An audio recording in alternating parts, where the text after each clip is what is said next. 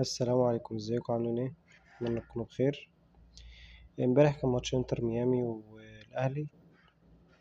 طبعا طلعت بعد الماتش اتكلمت كده بشكل عصبي، بس يلا خدنا الصدمة وفوقنا يعني، فهنتكلم شوية تاكتكس كده في اللي حصل امبارح.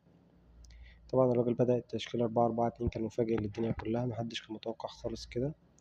بس هو كان وجهة نظر إن هو يقفل العمق، لأن هو لعب انتر ميامي كله أصلا في العمق، زي ما قلنا وشرحت في الفيديو اللي قبله برضه، ان بوسكيتس بيطلع الكرة لميسي، وميسي بيتصرف في المنطقة اللي قدام، يا اما بيلعب مع الباك ليفت بتاعهم وانتو هات لحد ما يروحوا يشوط على الجون، وعملها مرة امبارح، يا اما بيطلع سواريز، يا اما بيطلع الباك رايت.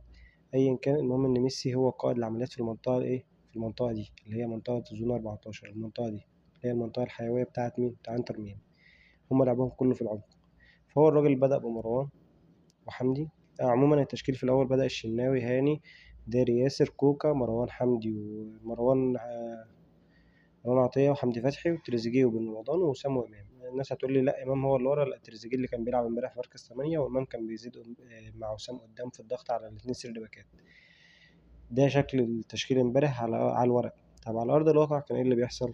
كان حمدي فتحي، كان أول ما الكرة بتبقى مع بوسكيتس، كان حمدي فتحي أول واحد بيطلع. برضه شرحت الحتة دي في الفيديو، وقلت إن لازم حمدي فتحي يطلع قبل من بدري، كان بمساعدة بن رمضان، بيطلعوا هما الاتنين كده على بوسكيتس اللي هو حامل الكرة.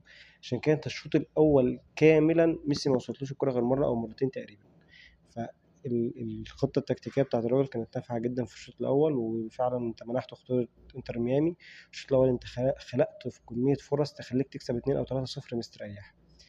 طب ايه اللي كان بيحصل؟ كان بيحصل اول ما انت بتضغط على بوسكيتس بحمل الكرة، ما كانش بيعرف يطلع الكرة، فبيطرفها كده او كده، فكان تريزيجيه او بن رمضان او حمدي او ايا كان اللي بيقطع الكرة، كنت بتعمل ارتداد سريع جدا وبتروح وبترمي الكرة لوسام في العمق، وبيروح زي ما عملها مرتين، جاب جون اوفسايد الكرة ضاعت منه، وعملناها مرة تانية لما وسام لعب الكرة لإمام وإمام شاطها بس اتصدت برضه.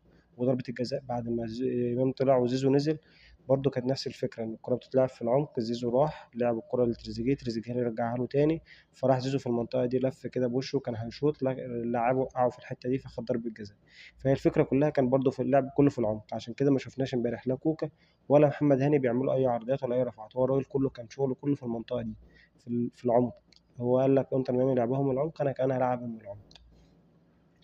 عموما كان شكل الاهلي حلو امبارح في الشوط الاول خصوصا، باستثناء بعد نزول حسين الشحات وقفشه، الملعب اتشل تماما.